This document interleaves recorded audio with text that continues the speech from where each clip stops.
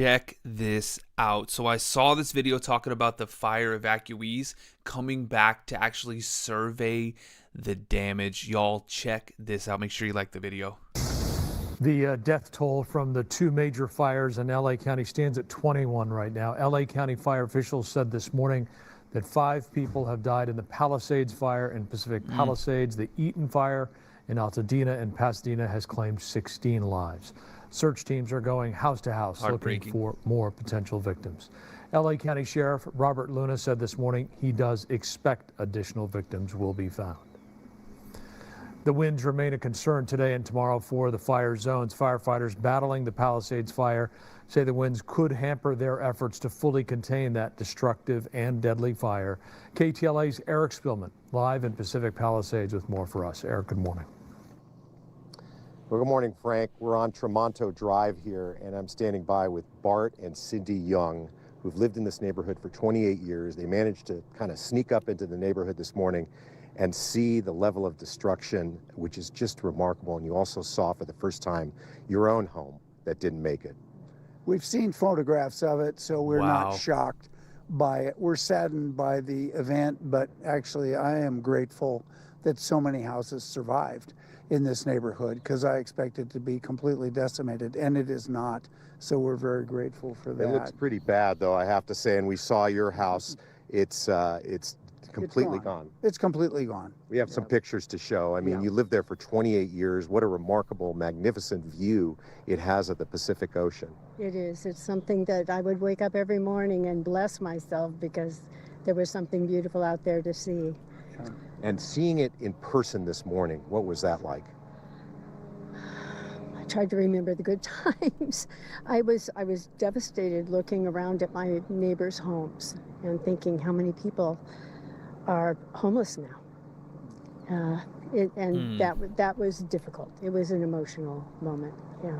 But we got to put one foot in front of the other. Already the community has put together a group, an email group and a text group, and we're contacting each other and helping with resources. This is a resilient neighborhood.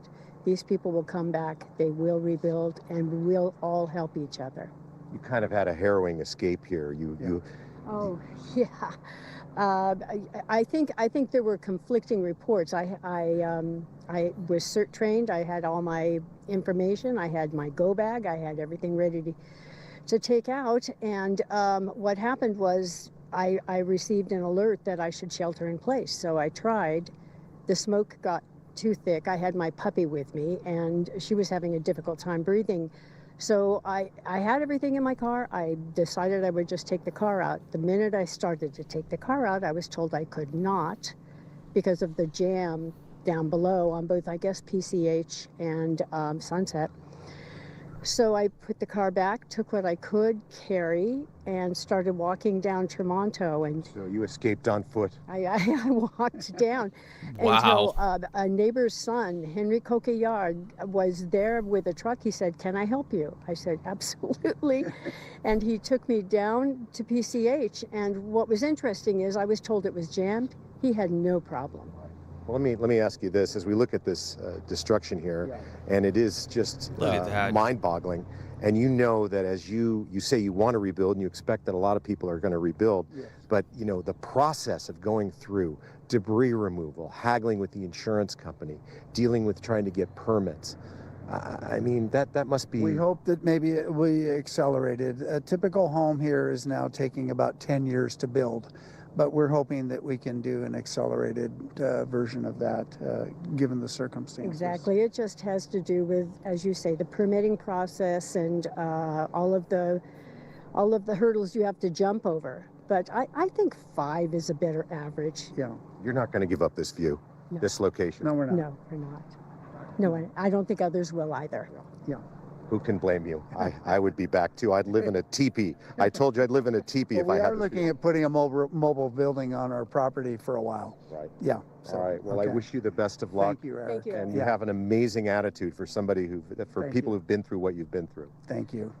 Thanks. Thank Thanks you. very much. Appreciate it. All right. We'll send it back to you in the studio. It is remarkable, Eric. Thank you for that. Now to this, the mother of the former child actor Rory Sykes is in grief remembering her son who died in their Malibu home amid the Palisades fire. Shelley Sykes says 32-year-old Rory was born blind and lived with cerebral palsy. When the Palisades fire broke out, mother and son stayed behind at their Malibu home, believing they were safe. The fire escalated and sent embers flying onto their property. She says her son was trapped in his cottage, and he insisted that she save herself. Yes, wow. He was always worried about me. I think he felt guilty that I did so much for him, but he was my baby. Sorry. Mother leaves their kid, and when they're special. She ran to get help, but when she returned, the house and the main cottage were destroyed. Rory's body has not yet been recovered amid the rubble. Oh, God. Now to the latest on the Eaton fire burning in the San Gabriel Valley. That fire now 33% contained. And this morning, our Annie Rose Ramos has been hearing from some people and how they managed to save their homes from the flames. Annie Rose, good morning. Hi, Jess. Good morning to you. Yeah, this Eaton fire now claiming 16 lives, and that number just keeps on going up. And this morning, we have seen an incredible amount of first responders coming into this area to continue protecting the perimeter. But as you can see behind me, so many homes look exactly like this one. There's just rubble and fireplaces left, and they're completely destroyed. But over on the other side of the street, you can see some homes are still standing. And I'm talking to Ruben Dominich, yes. and his son Aiden, right? Yeah. Okay, you incredibly got a call on the night of the fire from a family member telling you what? Well, my ex-wife called me, and she said she turned on my street, saw that my truck actually was still around, and that my house was around. So she came around the house side of the house. Show us. And I'll show you where the... Yeah, because your house wasn't on fire yet, but it was starting to catch on fire. These trees, these trees once had actual branches above there. We cut them off after the fire, and then this part was on fire when she got here. It was starting to set on fire, blister the wall, and the flames were on both sides. And what I couldn't believe, Ruben, is you were telling me this. You said that when you got here, and your ex-wife who was here trying to put out the fire, you didn't have any water. There was no water pressure at all in any of the houses here. So what she started doing is grabbing dirt and hitting it with the dirt to put out the fire. They were also firing the ground, and they were stomping on the fire. And one of the people got his shoes on fire, and they had to stomp on his feet to get it out. And then when you got here, what did you use to start putting your fire out? Well, I opened the house, and my wife went inside, or ex-wife, went inside to find something to put out the fire. She started using milk. She started using creamer for my coffee, whatever was liquid. Chicken broth. Chicken broth, yes. Man, y'all are crazy as hell.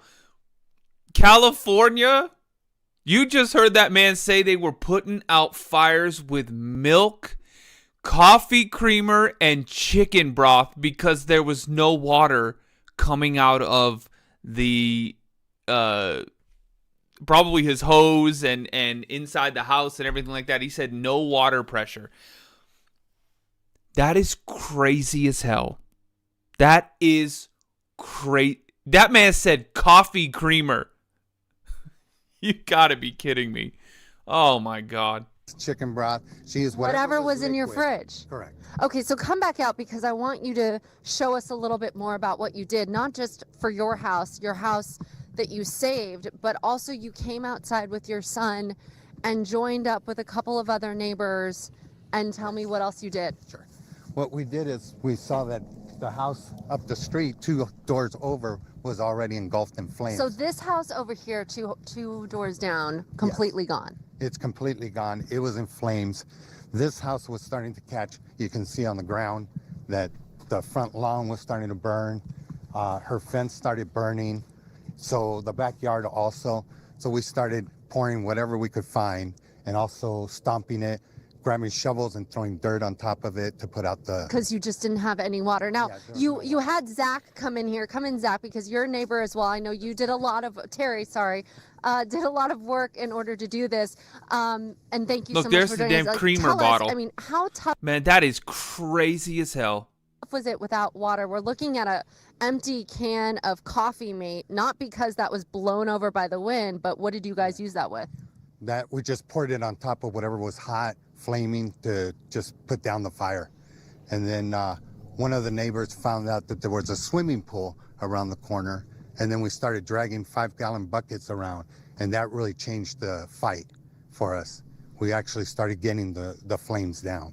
And this house still in place, still intact. This house is still Thanks up. to your hard work. Yes, it was a team effort. That is couldn't have done it without incredible. everybody, and I really owe my ex-wife everything. Wow. Yeah, she just incredible. I appreciate it. I mean, you see just the homes over there that aren't completely gone, and this one that we're standing in front of in yours still here. Wow. And you're staying here. Oh yeah, we're staying here. All three of us are staying here. You're worried that the winds might pick up another hot spot or ember, and you need to be here to protect your homes. Yeah, we stay up all night long. Yeah. Doing every hour, we go on a walk around through every single house here, even the ones that are burnt.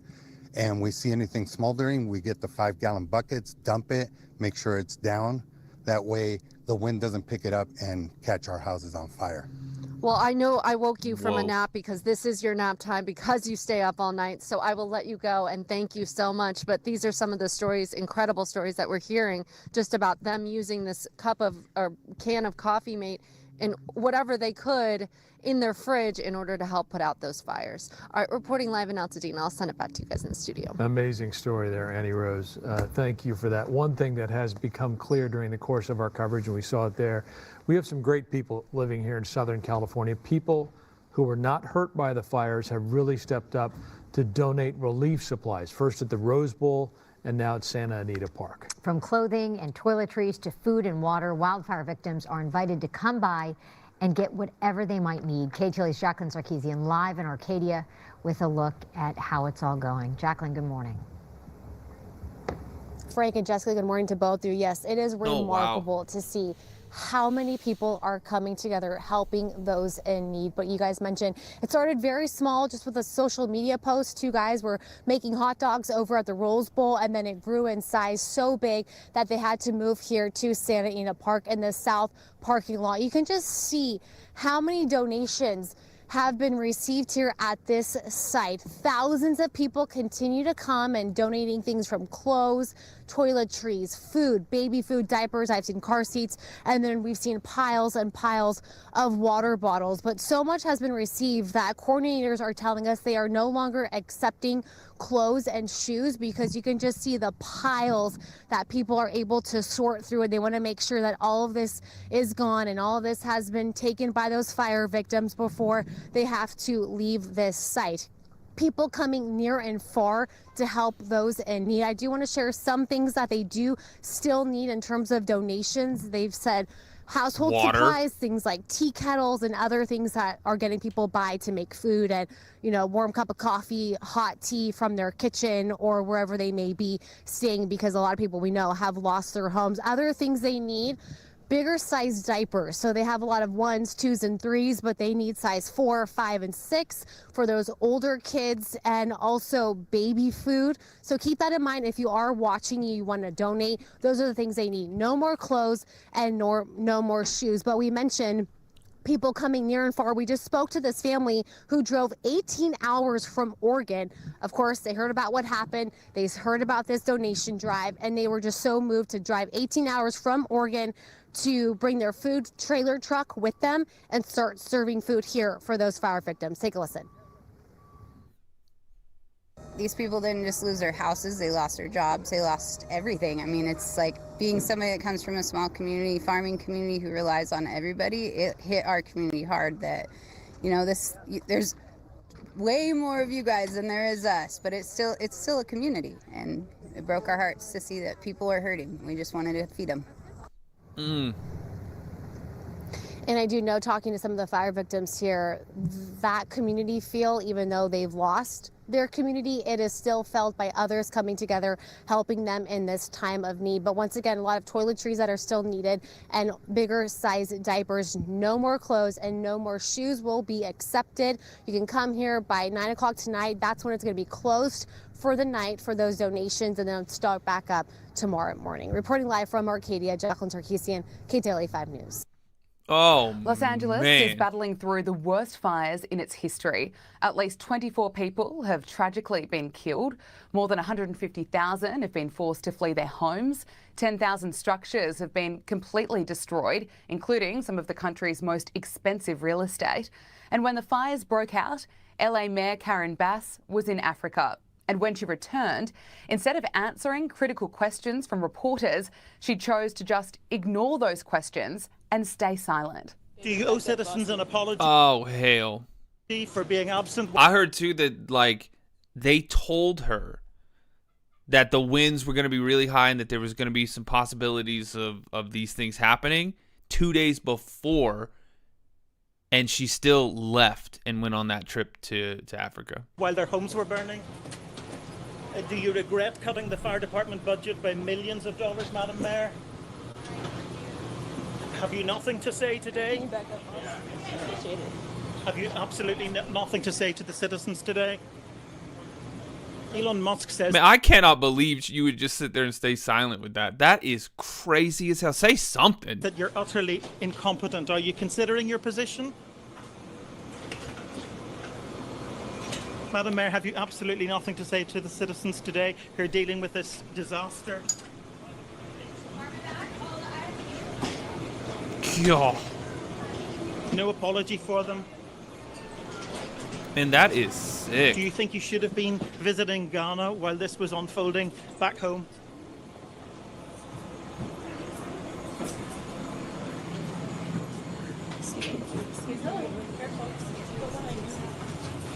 Karen Bass had a choice in that moment. Instead of fronting up and showing leadership, she ran away. Who else would like to know why she approved an $18 million budget cut for the LA Fire Department? Why a major reservoir... Yeah, she did that budget cut, but then she was like, oh, no, 18 million? Nah, that didn't affect anything. And then the fire chief literally came on a news station and said, oh, no, it did. It absolutely did. And now they can't... I heard that the news was trying to confirm that fire chief, I forget her name, they were trying to confirm if she was still the fire chief, and they didn't get an answer on that. They were like, is she still all that the city said was that she is still part of the Los Angeles Fire Department, but they wouldn't confirm that she's still the fire chief. I was like, oh hell, because the chief came out and said, no, it absolutely made a difference, and this is crazy as hell. That was nuts. Let's keep going. Which holds 117 million gallons of water, has been sitting empty for almost a year, which meant that smaller tanks were quickly exhausted and fire hydrants were running dry as firefighters risked their lives trying to save homes.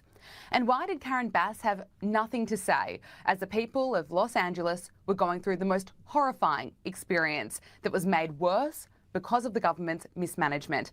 Well, after ignoring reporters and showing no leadership at the start of this crisis, Karen Bass has posted a bizarre video where she appears slightly upbeat and even smiling as she tells the people of LA... What? Man, you are crazy as hell, Karen Bass. ...that she's seen the devastation. Angelenos, we're still going through it. And to any of you and all of you that have experienced a loss, the grief, the anger, the just utter shock, I've seen the devastation. It is unbelievable the amount of loss that people have experienced. But we have to get through this crisis, and I know that we will. I was at the Sylmar command post today, and I saw the work of our first responders and how they've been able to defeat the fires in certain areas. We know we still have much more to go, and we know the winds are going to kick up again. But we got to stick together. We got to stand strong. And then we have to rebuild our... You sound crazy as hell. looking like Where's Waldo. That is crazy. That's such a like scripted, just bullshit, you know.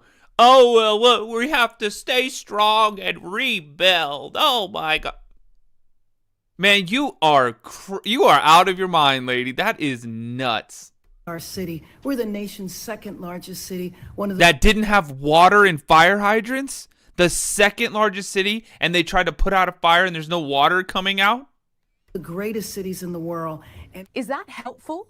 The people of No LA shit. don't need to be told that she's seen the devastation. They're all experiencing the heartbreak and devastation for themselves. They also don't need to be told that LA is the nation's second largest city. They need answers, they need leadership, and they need to know why decisions were made that meant that LA was not prepared to fight these fires. That part. Well, there are calls for Karen Bass to resign, and those calls are getting louder. Almost 100,000 like immediately people have signed a change.org petition demanding that she steps down. I'm surprised it's only that much. Gross mismanagement of the fires. And Karen Bass isn't the only one facing calls to resign. President-elect Donald Trump is calling on the governor of California, Gavin Newsom, to stand down. Writing on Truth Social, Governor Gavin Newsom refused to sign the water restoration declaration put before him. He wanted to protect an essentially worthless fish called a smelt by giving it less water, but didn't care about the people of California. Now, the ultimate price is being paid. That's terrible. Now, Trump has been criticising Newsom's forest management for years. Back in 2019, he wrote, "I told him from the first day we met that he must clean his forest floors regardless of his bosses, the environmentalists, demand of him. They must also do burns." Trump warned Newsom to, quote, "get his act together and to open the closed water lanes coming down from the north." But Gavin Newsom now claims that he doesn't know what Trump is talking about, and he also tries to claim that all of the reservoirs in California are full. Just look at this spin. Oh, God, yeah, this was nuts. I saw this too. They were like, the reporter was like, you know, what happened with these reservoirs? And Gavin Newsom was like, they're all full. And the reporter's like, well, the Palisades Fire reservoir, like that reservoir wasn't full. And then Gavin Newsom was like, oh yeah, that's why I want to find out why that one wasn't full. You just said they were all full and now they're not all full? This is crazy. I don't know what he's referring to when he talks about the Delta smelt and reservoirs. The reservoirs are completely full. Well, you're the governor of California. You should know all of this stuff, especially when it directly impacts the life and property of the citizens of that state. I don't know what he's talking about. Well, you should find out what he's talking about real quick. The state reservoirs here in Southern California, that mis and disinformation, I don't think advantages or aids any of us. Responding to Donald Trump's insults, we would spend another month. I'm very familiar with them. Every elected official that he disagrees with, very familiar with them. We do know, though, from reporting here locally that one reservoir that serves the Palisades was not full. And that's exactly what triggered my desire to get the investigation to understand. Why wasn't that investigation done a year ago when it was empty? Why not figure that out and launch an investigation a year ago? Or did they say a year and a half? Something like that, a year, when it was empty. Why wait for something to already happen? And now it's well, let's launch an investigation. Okay. Understand what was happening with that local reservoir. Gavin Newsom is trying to do his own PR, claiming that there's a lot of misinformation out there, and posted on X a link for people to get the facts about. Oh yeah, and it wasn't a state website; it was his own political website. Fires. I saw this takes too. You to gavinnewsom.com/California Fire Facts, which also directs people to donate to the California Fire Foundation through Act Blue, which they take almost 4%.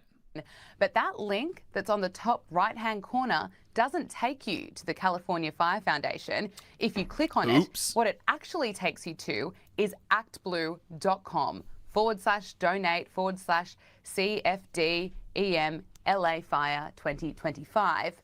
Act Blue is a fundraising platform for the Democrat Party. On that link, it shows Newsom's campaign for... I'm sure he did all that by accident too, y'all. I'm sure he did all that. Oops. Oh, man. Did I put that on gavinnewsom.com? Democracy, and informs donors that they'll be signed up for text updates from the Political Action Committee. Professor Joseph Siracusa says that Gavin Newsom can kiss the White House goodbye. Oh, yeah, they said his hopes of being president just went up in smoke. He's gone. You know, he can kiss the White House goodbye. This is a political disaster. Americans expect their governors and their mayors and their police chiefs and fire chiefs to get a handle on this, and they were poorly prepared for this. And keep in mind, there are, I think, 7 major water facilities that were supposed to be built, but they couldn't meet the ecosystems criteria as a result of Newsom's pushing on this angle here. So he's going to have to bear the burden here. And I do that is crazy. Not think Kamala Harris is going to rush in to replace his job, because there's a lot of people there who are angry, and with good reason. Annalise Nielsen is on the ground in Los Angeles. Streets normally gridlocked with traffic are held clear for emergency workers, while entire neighbourhoods remain closed, those both at risk and those already hit. Many residents don't know if their homes are still standing. It's my parents' house. They're 79 and 85, and my dad's sick, and he's asking about his house because he spent his entire life, you know, wanting to live by the sea or having a house by the sea. We found Cindy Salcedo with her bike, trying to get around the roadblocks. Trying to find out if our house is still standing. You can't get past Getty Villa. It's a hard stop. Armed with an address and our press credentials, we made our way past the police checks on the Pacific Coast Highway, where house after house had burned to the ground. So many, in fact, it was hard to tell where her father's home was even supposed to be. I'm going to send you a photo. Wow. I don't know if we have good news for you. So I'm sorry. Okay. Okay, I understand. Any news is something I'm grateful. Thank you so much. It came in 20. Oh, yeah, 20. Yeah, I think you're in the right spot. I'm really sorry. I was hoping this would be a good news story. Oh, God. No, I got information and now I know. No, but thank you. It's at least now I have a little bit of closure. While those living in this city under siege want answers for why government authorities weren't better prepared. Well, I want to know why we didn't have enough water for all the fire hydrants. Oh, of course. You know why. Of course. They cut the budget, of course. There you go. You just found out why. Of course. And like I say, I want to emphasize more than anything how amazing our firefighters are and the first responders. None of this is on them. We are immensely grateful for everything they did with the limited resources they had towards the end, because they have not, they went to every neighborhood that they could. And like I said, just the fact that they had the foresight to throw our flammables into our pool so that our house wouldn't ignite, and that they put out the fire on our hedge, they were there at least. Do you know what I mean? They tried to do what they could, and we can never repay them for their heroism or what they've done for us. We just can't. But I think the town, everyone I'm talking to, most of the people in this hotel are evacuees, and they are angry, and they want answers. And answers are still difficult to come by as authorities were dealt with another blow. New fronts broke out, threatening new neighbourhoods, just as slower winds were supposed to give firefighters some reprieve. What makes firefighting so difficult and dangerous in the canyons surrounding Los Angeles are tiny spot fires just like the one you can see here. It is small but has the potential to climb quickly up the mountainside, and we're just on the cusp of a highly populated area of Los Angeles that has already been evacuated. At the same time, firefighters are doing those water drops to try to put those small fires out. But as the wind picks up, as you can see it is now, it makes it more difficult for planes to drop that water, and in an instant it can be out of control. There's no end in sight to this catastrophe. Here in Santa Monica, there's an eerie calm, with many people who live here choosing to leave, even if just to escape the smoke, while the citizens of Los Angeles fight to survive another day. Oh my God. And you know what's crazy too is, check this out. Not only are they dealing with all that stuff, But then they also have to deal with people doing crazy stuff like this. Check this out. Looting. Fox News alerted critical warning of extreme fire danger. Los Angeles County and Ventura County now under the highest level threat warning. Treacherous Santa Ana winds returning once again, whipping up extremely dangerous weather as crews battle to contain existing wildfires. And welcome to a brand new hour of America's Newsroom. I'm Dana Perino. 1 and 2 partner. Morning. Here we go again, right? Watching the hour, watching the forecast, watching the wind. I'm Bill Hemmer. Good morning at home. You've got critical weather conditions potentially fueling yet again the growth of new and existing fires. Oh, hell. National Weather Service issued red flag warnings, destructive and life-threatening offshore winds picking up from today through Wednesday thus far this week. Meanwhile, security is high in the affected fire zones. Law enforcement making dozens of arrests for suspected looting. The LA County Sheriff with a stern warning for anyone trying to take advantage of this ongoing disaster. Regarding any illegal activity that may be occurring in these areas, don't do it. The fact that anyone takes advantage of anyone who's been victimized already, whether it is burglary, looting, or any other crime, whether it's a scam of some kind that you're conjuring up to make money off of the poor people that have been involved in this. National correspondent Griff Jenkins is live in Malibu. The sun is up. And what do you see, Griff? Well, Dana, I see widespread damage and destruction, just charred remains of homes and buildings. But you mentioned the looting there. There were 4 more arrests yesterday, bringing the total number of looters to 39 in the Malibu and Pacific Palisades area. But yeah, let's look at the sun coming up here. You know, whoever lived in these homes. 39 people. Man, you are crazy as hell.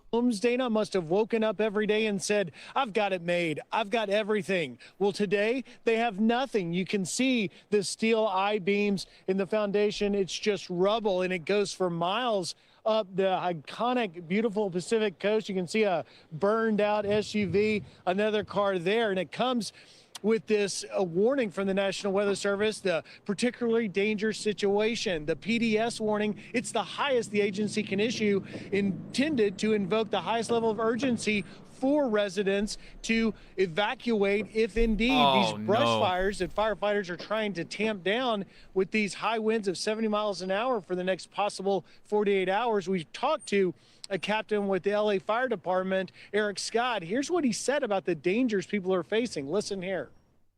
This just stirs up all of the other embers because things are still burning. It's still active, and it's so dry because of these winds that the brush or fuel, if an ember lands on it, has a 65% of ignition. So we're chasing fires. Now, back out here in Malibu, obviously there's nothing left to burn here. The fire, Palisades Fire, came across the hills and burned everything in its path till it met the Pacific Ocean. But you can see, we'll show you an image now here in Malibu yesterday. Sheriff Luna, who you played that soundbite, saw a firefighter he thought was in distress. Turned out it was an individual who was not a fireman. He was arrested because you can't be in this area. Now, there was another incident. I want to show you this video of a man that was found with a blowtorch. Oh, God, yeah, I saw this dude. Look at that dude.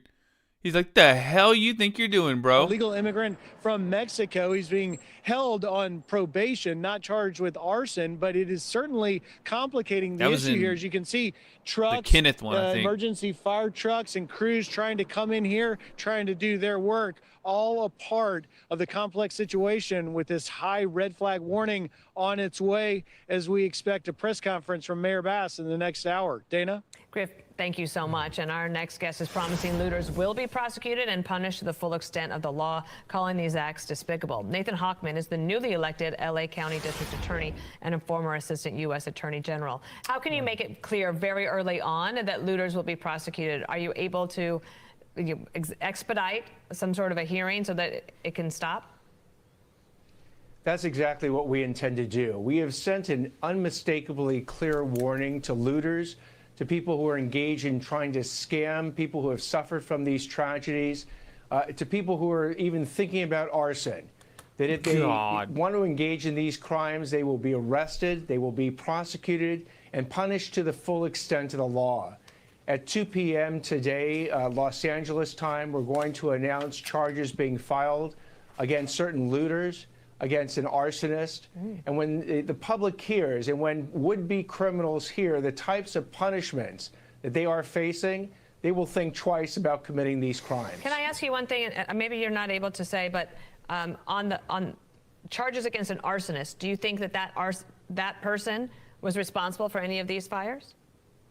No, the person who will be charged was not responsible for any of the large fires that have taken lives, but was effectively looking at the opportunity, this as an opportunity to set off fires, which is, again, incredibly dangerous and will be even more dangerous as these red flag warning winds come through Los Angeles. Can you over the next several imagine? days. Yeah. Some of this water's under the bridge, but I guess you can look to the future and try and figure out how you're going to best help the folks who are trying to recover. We were with a guy last hour, lives in Altadena. This guy was just shattered. Here's J.D. Vance talking about what needs to be done. There is a serious lack of competent governance in California, and I think it's part of the reason why these fires have gotten so bad. We need to do a better job at both the state and federal level. What can you do now, knowing that all that's behind you and you're dealing with all that dust and ash, Nathan? So what we can do, in fact, I'm one of the people who has been evacuated. My sister lost her house in Pacific Palisades. And what we'll do is we'll first deal with people who are looting, people who are taking advantage of these crimes right now. Then we begin the recovery effort. And sadly, we're going to have people who want to take advantage of the recovery money coming in from insurance or government benefits. We're sending the same unmistakably clear message to them that if they want to rip off people who have suffered these type of tragedies, we will come after you. We will throw the entire book at you. So please do not commit these crimes. Our goal is to deter them in the first place, thus saving a whole lot of victims in the process. Sir, you are newly elected. Do you have the resources you need in your office to take on this monumental task? We have over 750 deputy district attorneys, some of the finest lawyers or prosecutors in the nation. They are motivated and inspired to go ahead and help people. They always have been. They haven't had the opportunity over the last several years, but they are all fired up right now to go help the residents of LA County get through this tragedy and make sure that the criminals who want to take advantage of them meet full justice in the system. Yeah. What do you think went on here? I mean, was it just the confluence events of Mother Nature that could not be overcome? Or is it the empty fire hydrants in the reservoir that holds 100 million gallons of water that wasn't working? What is it? They're going to be looking into the causes of the various, whether it is arson or man-made. They'll be looking into the initial efforts to try and put out these fires, to figure out if Los Angeles was prepared for it. And ultimately, when we do the rebuild, it's pretty safe to say Los Angeles was not prepared for it. Los Angeles has shown a history over decades of not only rebuilding, but rebuilding better than ever. And we will be participating in that effort. Okay. Nathan Hochman, you're new to the job. It looks like you're certainly up to the job. We appreciate you coming on the show. Need a lot of help. Thanks, Nathan. My pleasure. Thank you very much. And to help those there you go. Yeah. There's some Red Cross links right there. One more, y'all. You guys want one more? Thumbs up. Put it in the chat. Check this out. Where was the one I just... Here we go. So here's some more of the updates from this morning. Major progress in battling the Palisades fire and the Eaton fire as well. But, you know, the fight is far from over with yet another dangerous wind event, we're told, on the way. Ugh. And with that, good morning. Welcome to Good Day LA at 7 o'clock. I'm Jen Lammers. And I'm Melvin Robert. That's right. Strong winds do return this week, presenting what could be a potential setback for firefighters. In the Palisades fire zone, 8 lives have been lost at this time. The fire has burned nearly 24,000 acres with only 14% containment.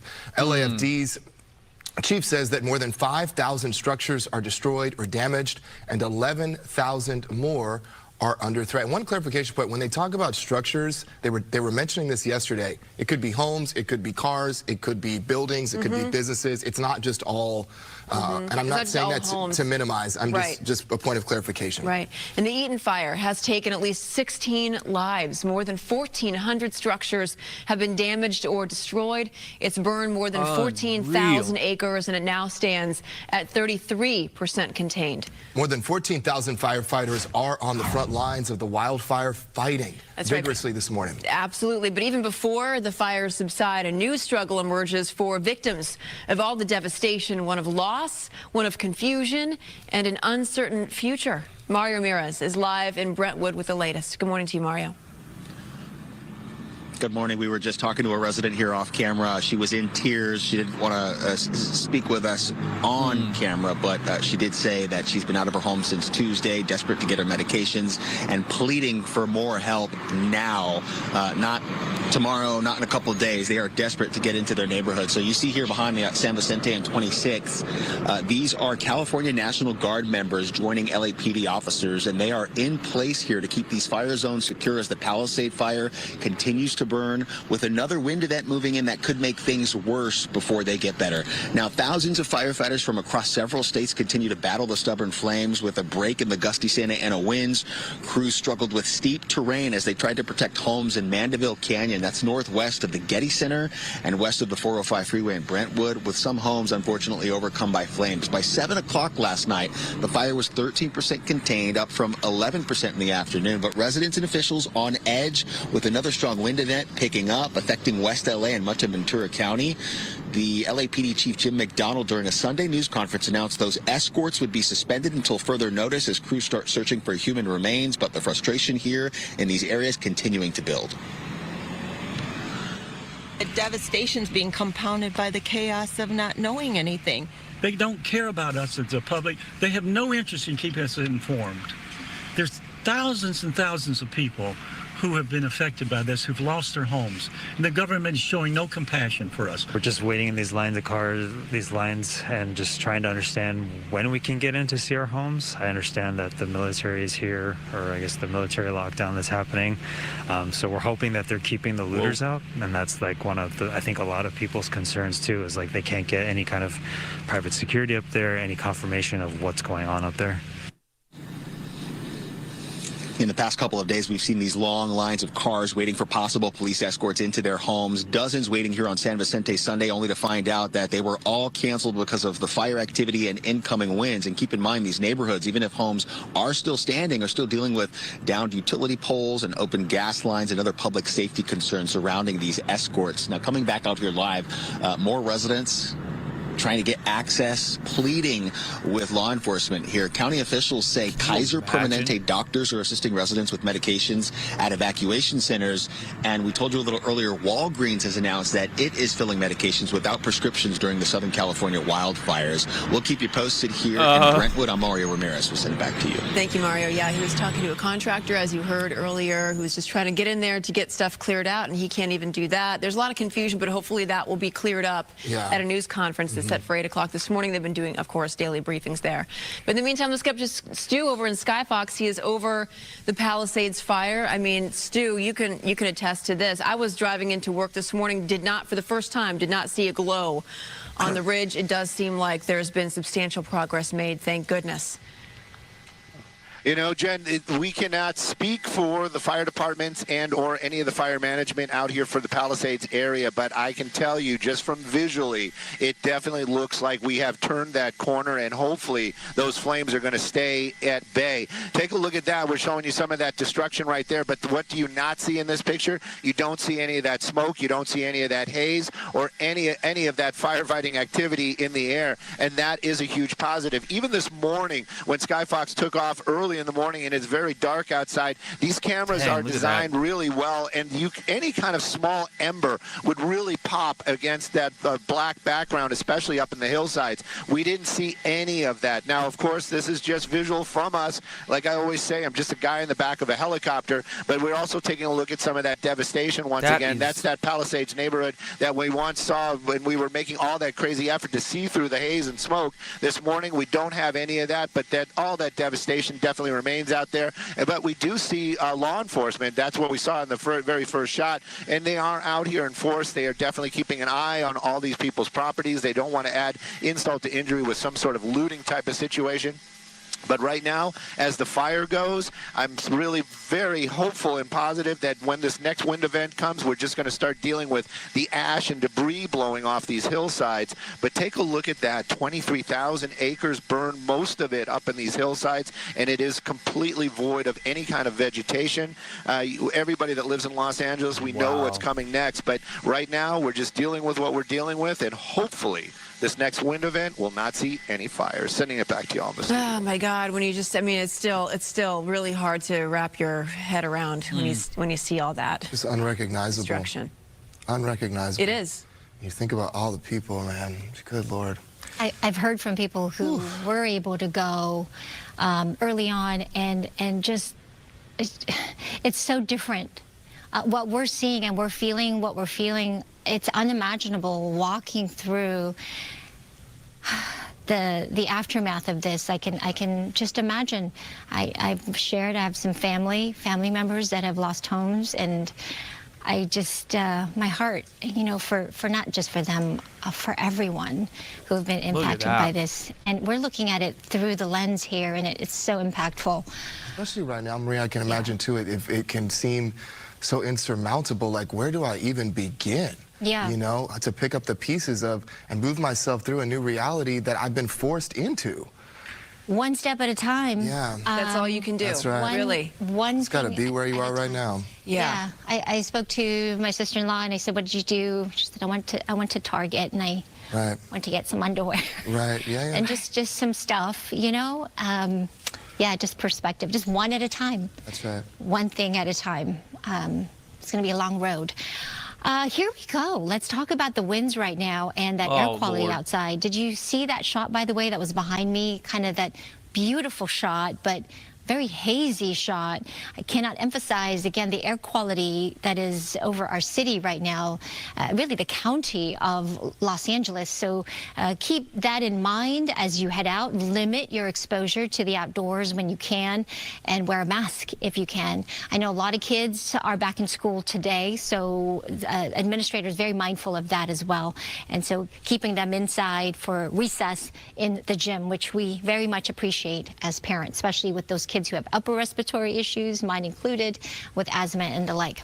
The winds right now, 20 to 30 miles an hour in some areas. It is going to get gustier as we get to the afternoon. Some of these areas here in Altadena, lighter winds. That is fantastic news. Downtown LA also very light at the moment. Out towards Corona, Ontario, San Bernardino, some breezier conditions here. Some of the usual spots off the 210 through that Cajon Pass. If you're driving up towards the 15, you're going to encounter some of those gustier winds. So the peak of this next wind event, hopefully will be the last one for a little bit, is going to be tomorrow morning. This is what the National Weather Service is pointing out, 4 a.m. to noon on Wednesday. That's when we're going to start to see the heaviest of the winds. So that's when you really have to stay alert. These red flag warnings, of course, will continue through at least Wednesday. And then as we look ahead to the end of the week and the weekend, there is a chance. It's small at this point, but we're holding out hope for that 10 to 20% chance, perhaps for some sprinkles and a deeper marine layer, which will give us more moisture in the atmosphere. In the meantime, it's chilly. 41 degrees in downtown LA, so bundle up. 44 in Burbank, 46 in Santa Monica, 50s in Oxnard. We've got the teens up in the high desert in Lancaster, 31 in Apple Valley. It's cooler than yesterday by 13 degrees in Big Bear, 3 to 5 degrees cooler out towards the inlet. Well, LA County officials are cracking down on looting and arson that is tied to the recent wildfires. District Attorney Nathan Hochman, alongside law enforcement leaders, will announce charges today at 2 p.m. in downtown LA. This includes residential looting in Pacific Palisades and a suspected arson incident in Azusa. Authorities have made dozens of arrests and are strictly enforcing curfews in evacuation zones. Meantime, LA County Sheriff Robert Luna says deputies encountered a man impersonating a firefighter. This was when Gigi and I were here yesterday during the press conference. We couldn't believe it. They say that he was sitting on a curb and Luna asked him if he was okay, only to discover he was in handcuffs. Deputies say that they caught him burglarizing a home, and Luna asked him if it was okay because he was dressed as a firefighter, by the way. Several others have been arrested for violating curfew, and 2 people are in custody after attempting to set other fires. Unconscionable. Jen, It's unconscionable. my goodness. Dude dressed up like a firefighter just to go rob and like burglarize houses. Go burn in hell for that one. I don't understand. Well, the LA Unified School District will reopen offices in most schools today. The only schools, in fact, that will stay closed are those that are in the evacuation zone. So here is a look at the schools located in those mandatory evacuation areas that will remain closed. Okay, so you have Canyon. Man, can you imagine having to go back to school? That is crazy. Well, that's it for now, y'all. I appreciate it. Make sure you hit the like button. Let me know what you think in the comments. Do all the things. And I'll see y'all later on. Be safe out there. See you soon.